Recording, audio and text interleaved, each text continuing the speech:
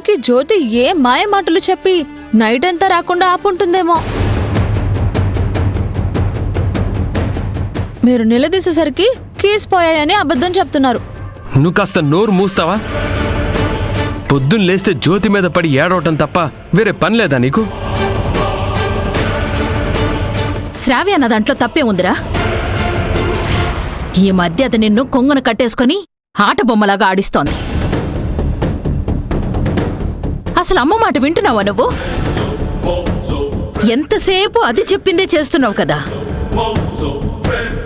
అలాంటిదేం లేదత్తయ్య గారు. చాలా నోర్మయ్. నిన్నంగా నాచి వేషాలు నాకు తెలియదు అనుకుంటున్నావా? మీ అమ్మా నాన్నల కర్మకాండలు అయిపోయాయి కదా. వెళ్ళి పనులు చూడు. వెళ్ళు.